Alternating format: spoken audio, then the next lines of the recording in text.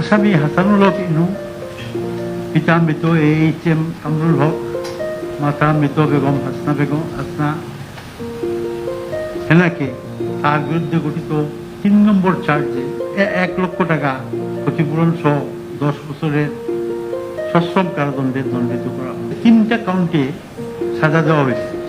10 বছর করে, তাহলে 3 বছর 30 হয়, কিন্তু না, এইটা সর্বশেষ যায় বলা হয়েছে যে আসামির সাজাগুলা কনকারেন্টলি চলবে, তার মানে এই 10 বছরই আসলে সাজা হবে।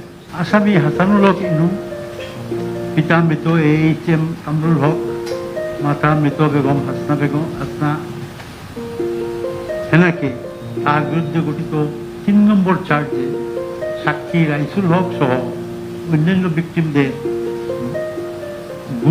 গুরুতর আহত তথা নির্যাতন, টর্চার এবং রাজনৈতিক কারণে নিপীড়ন, পারসিকিউশন অন পলিটিক্যাল গ্রাউন্ডস করার অভিযোগে ইন্টারন্যাশনাল ক্রাইমস ট্রাইব্যুনাল অ্যাক্ট 1973 এর section 3 subsection 2 clause A clause G, section 4 subsection 1, section 4 subsection 2 and section 20 subsection 2 and 20A দ্বারা মতে 10 বছরের সশ্রম কারাদণ্ড এবং 6 নম্বর চার্জে কনস্পিরেসি, ইনস্টিগেশন এবং কমপ্লিসিটি, এটি দুষ্কর্মে সংযোগ ইন ক্রাইমস এগেনস্ট হিউম্যানিটি এর দায়ে ইন্টারন্যাশনাল ক্রাইমস ট্রাইব্যুনাল অ্যাক্ট 1973 এর section 3 subsection 2 clause A and clause G,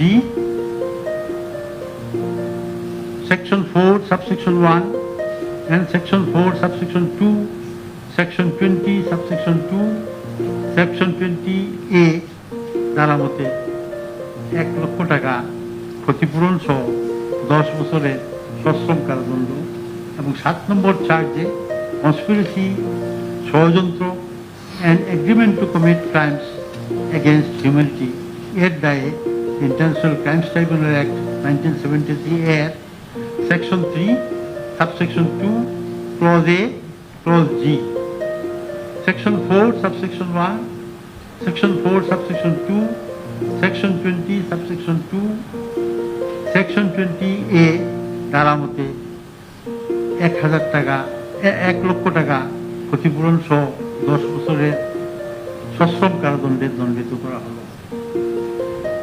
আসামিকে তার বিরুদ্ধে গঠিত 1, 2, 4, 5 নম্বর চার্জ এবং 8 নম্বর চার্জের সকল কাউন্ট হইতে খালাস প্রদান করা হয়।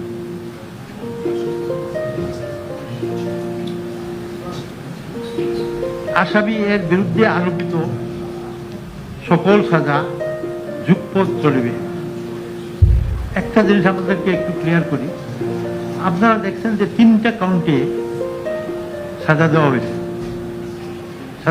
10 বছর করে, তাহলে 3 বছর 30 হয়, কিন্তু না, এইটা সর্বশেষ যায় বলা হয়েছে যে আসামির সাজাগুলা কনকারেন্টলি চলবে, তার মানে এই 10 বছরই আসলে সাজা হবে, শাস্তি হবে।